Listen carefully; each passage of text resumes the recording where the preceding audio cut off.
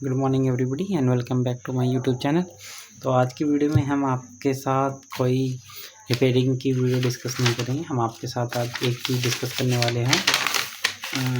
जैसे कि आपको पता है अब गर्मी आ चुकी है और सबसे बड़ी जो प्रॉब्लम होती है वो है सीलिंग फ़ैन को लेकर। सीलिंग फ़ैन हो गया या कोई टेबल फ़ैन हो गया, तो उस कंडीशन में क्या होगा कि आपने देखा होगा बहुत समय अगर हम अपने फ़ैन को लगा देते हैं तो टाइम के साथ उसकी स्पीड कम हो जाती है। ठीक है, जैसे कि हमने कोई फ़ैन इंस्टॉल किया सीलिंग फ़ैन, तो 1 या 2 साल बाद आपने देखा होगा कि उसकी जो है स्पीड कम हो जाती है। ठीक है, अगर उसकी स्पीड कम हो गई है तो उस कंडीशन में अब क्या होगा, तो उस कंडीशन में ये होगा कि अगर उसकी स्पीड कम हो गई तो वो हवा नहीं देगा।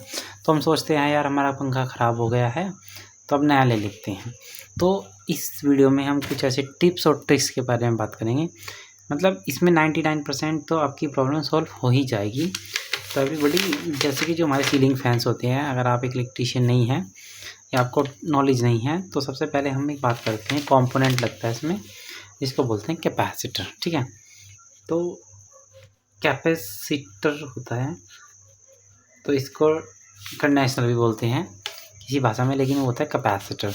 और जो आम तौर पर जो कैपेसिटर यूज़ किए जाते हैं, तो जो सीलिंग होता है उसमें 2.15 ये होता है माइक्रोफैरड, या फिर 3.15 माइक्रोफैरड, या कहीं कहीं हम जमा 2.5 का भी यूज़ करते हैं, 2.5 माइक्रोफैरड। ठीक है, ये इसका स्टोरेज होता है, मतलब ये कितना चार्ज कलेक्ट कर लेता है।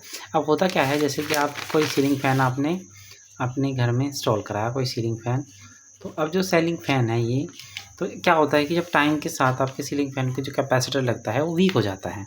तो वीक होने के बाद में क्या होगा, उसकी वीडियो जो उसकी स्पीड्स होती है, जो उसकी स्पिन स्पीड होती है वो घट जाती है। ठीक है, स्पीड क्या होती है, वो घट जाती है।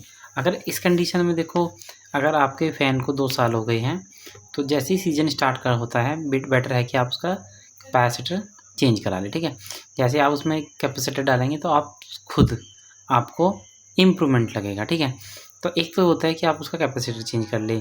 ठीक है, देखो हर चीज़ को मेंटेनेंस की ज़रूरत पड़ती है, और अगर आप उसको मेंटेन नहीं करेंगे प्रॉपर्ली तो वो चीज़ प्रॉब्लम करेगी। ठीक है, तो चलो ठीक है कि हमने कैपेसिटर कर लिया है और हम उसको अब यूज़ करते हैं। ठीक है, अब जो नेक्स्ट प्रॉब्लम होती है, अब एक और प्रॉब्लम है जो मैं आपके साथ डिस्कस करने वाला हूँ, वो है कि अगर आपके यहाँ पे वोल्टेज, सबसे पहले 99% में मतलब आपके केस में ये प्रॉब्लम सॉल्व हो जाएगी अगर उसका कैपेसिटर आप रिप्लेस करते हैं नए वन से। ठीक है, जिस रेटिंग का कैपेसिटर लगा है वही डालें।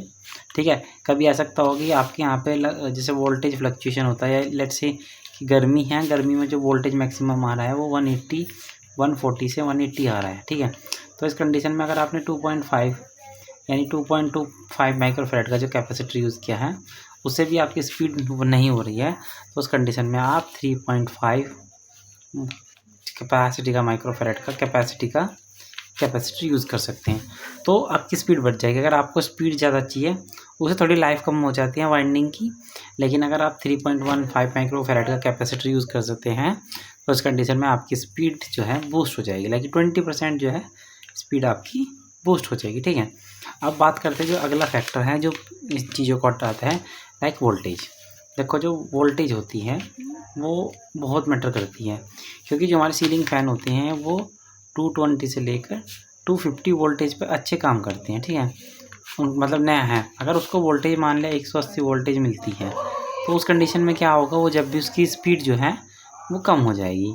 अब इसका सोल्यूशन क्या है, अब ये नहीं है कि अगर दो आपके कैपेसिटर भी ठीक है, फ़ैन लगवाया आपने नया तो आप उसमें डायरेक्ट ये 3.5 का कैपेसिटर डाल दें, उससे स्पीड तो हो जाएगी, लेकिन जो उसकी लाइफ है वो रेड्यूस हो जाएगी। इस कंडीशन में आपको स्टेबलाइजर जो है यूज़ करना है, स्टेबलाइजर। ठीक है, आप स्टेबलाइजर यूज कीजिए, तो उससे क्या होगा, वोल्टेज जो है स्टेबलाइज हो जाएगा और आपका जो है जो स्पिनिंग फ़ैन है, मतलब आपका जो सीलिंग फ़ैन है वो बहुत अच्छे से काम करने लगेगा। ठीक है, जो तीसरी चीज़ होती है, जो एक और चीज़ होती है वो होती है मेंटेनेंस। अगर लाइक उसमें प्रॉपर जो उसके बेयरिंग्स होते हैं, अगर वाइंडिंग्स होती है, अगर उनमें प्रॉपर ऑयलिंग और ग्रीसिंग नहीं होगी तो जब भी आपकी कंजप्शन ज़्यादा रहेगा और आपकी वोल्टेज जो है वो अफेक्ट करेगी, ठीक है। अब इस कंडीशन में करना क्या है आपको, ठीक है। तो इस कंडीशन में यह करना है कि आपको अपने फ़ैन को हाथ से घुमा के देखना है। अगर आप उसको हाथ से घुमा कर देखते हैं तो उस कंडीशन में आप देखेंगे कि आपका जो फ़ैन आपको फील हो जाएगा। अगर वो फ्री रोटेट कर रहा है तो समझ जाइए कि वो उसकी कंडीशन अच्छी है, फिर चाहे तो ये या ये, ठीक है। अगर नहीं कर रहा है तो उस कंडीशन में क्या करना है आपको, उसमें ऑयलिंग और ग्रीसिंग करनी है। आपको नॉलेज है तो आप कर सकते हैं, अदरवाइज़ आप मत करिए। आप किसी भी मैकेनिक से या इलेक्ट्रीशियन से ये काम करवा सकते हैं। अगर आप ये तीनों चीज़ों को मेंटेन कर लेते हैं तो आपका सीलिंग फ़ैन की स्पीड सही रहेगी, ठीक है। और बस ये चीज़ होती हैं जो एक सीलिंग फ़ैन को अच्छे से वर्क कराती है, ठीक है। बाकी 99 केस में कैपेसिटर की ही प्रॉब्लम होती है और मेरा तो सजेशन यही होता है कि आप हर 1-2 साल में उसका कैपेसिटर रिप्लेस कर दीजिए, ठीक है। Okay everyone, thank you so much for watching the video.